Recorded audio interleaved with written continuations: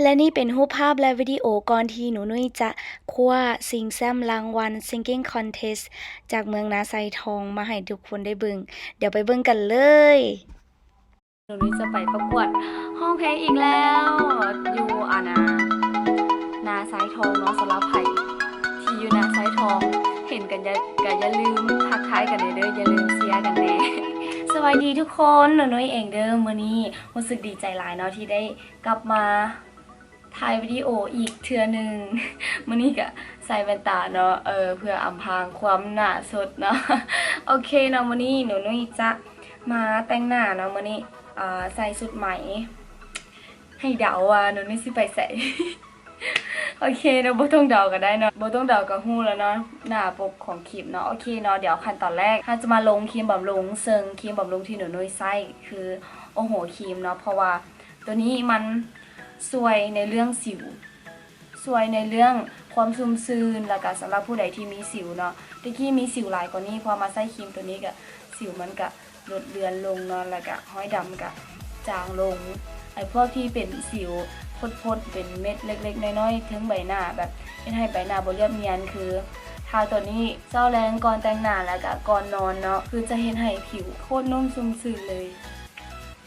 เห็นผลได้ภายในกล่องเดียวทุกคนสำหรับไผ่เนาะที่ย่านแพร่เนาะตัวนี้ยาทุกตัวที่ใส่ไปในครีมเนาะแม่นผ่านออยเฮียมห้อยมาหมดแล้วสามารถไปกวดได้บำรุงหิมซบด้วย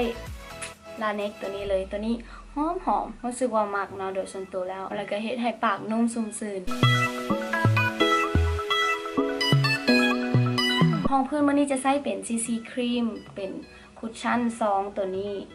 นามิเมคอัพโปรตัวนี้สีมันจะค่อนข้างขาวนิดนึงเนาะแต่ว่าคนผิวคล้ำนี่ใส่นี่หน้าวอกเลยเนาะตัวนี้ ใส่กับฟองน้ำอย่าลืมนะก่อนจะใส่ฟองน้ำแต่ละเทื่อต้องไป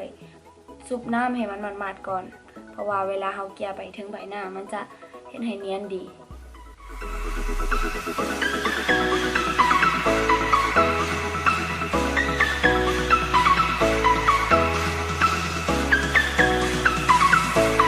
ตอนนี้เนาะทาไปแล้วเนาะหน้าค่อนข้างจะโกลว์เนาะแล้วก็ซุ่มน้ำดีแต่ว่าถ้าจะทาแป้งใส่เนาะเพื่อกันบ่ให้มันเยิ้มระหว่างวันแป้งตัวนี้เลยที่หนูนุ้ยมักใส่เนาะเพราะว่ามันราคาถูกดีแล้วก็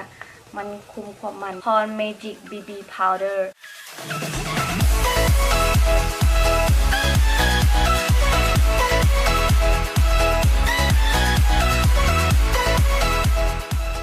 ใส่คอนทัวร์ของสีวานา Color ตัวนี้สำหรับน้องๆที่เรียนแต่งหน้าใหม่ๆนะบ่ฮู้ว่าคอนทัวร์มันหยังคอนทัวร์ก็คือสร้างใบหน้าของเฮาให้มันมีเข้ามีโค้งให้มันแบบบ่แบนจนเกินไปเบสิกเลยเนาะการคอนทัวร์บนโหนกแก้มบนกรามนิดนึงแต่ว่าน้องๆที่คอนทัวร์ต้องเบามือเด้อเพราะว่ามันจะเทาได้มันจะเห็นให้หน้าแบบถ้าคอนทัวร์บ่ถูกวิธีจะเห็นให้หน้าดำแล้วก็หน้าดรอปลงหน้ามันสีดรอปลงขอบหน้าผากบอลไลท์ผมที่แบบ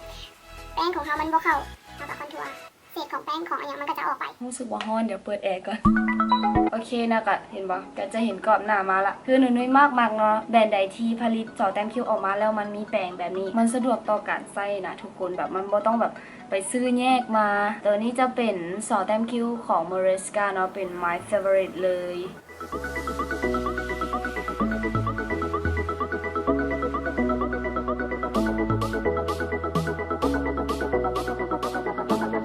เดี๋ยวเขาจะเอาตัวเก่านี่เนาะมาให้ไล่ดังเลย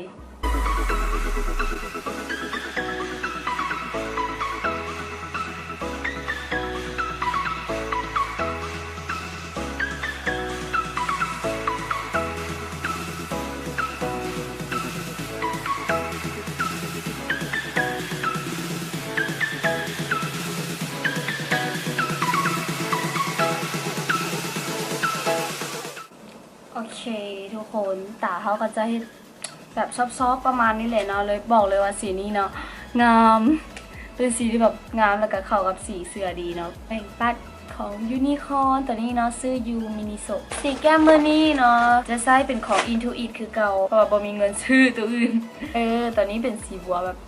งามแล้วก็มันติดทนดีทุกคน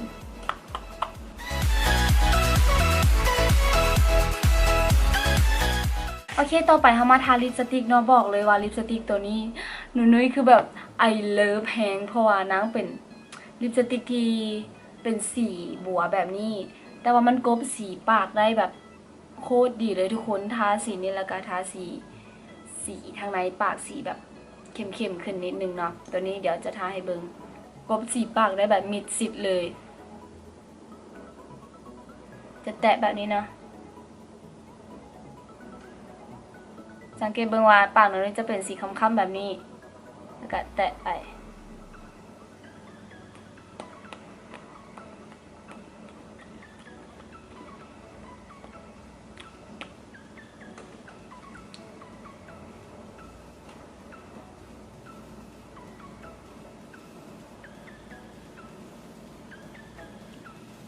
คือแบบกลบสีปากได้ดีเวอร์และสีแบบ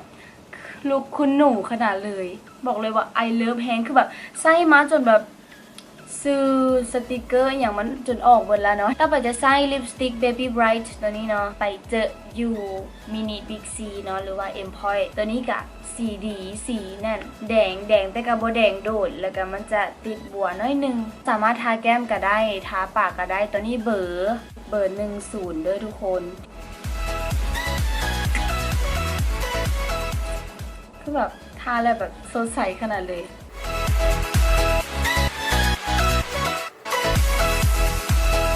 แล้วสีลิปสติกที่อยู่ในมือเนาะสามารถเอามาทาใส่ปลายดังเพื่อให้แอปเบลขึ้นนิดนึงเนาะโอเคอายไลเนอร์ของวันนี้หนูนุ้ยใช้เป็นของ Miss Teen Super Black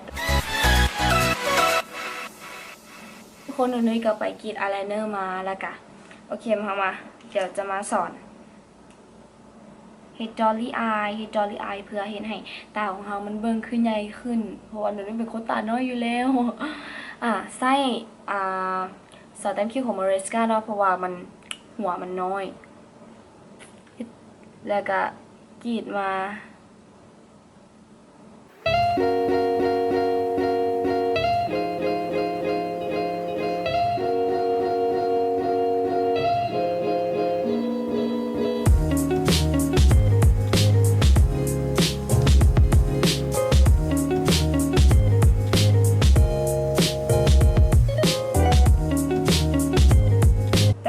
แต่ต้องใส่แป้งน้อยๆเด้อเพราะว่ามันจะ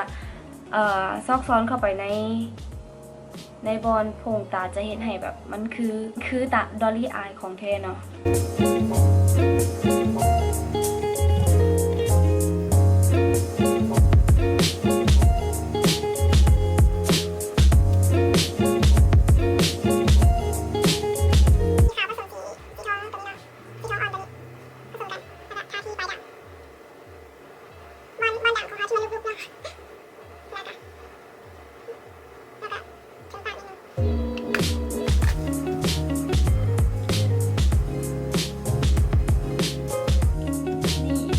ทรงผมกับทรงเก่าทรงเดิมที่แบบหนูนุ้ยมักเฮ็ดเท่านั้นเนาะ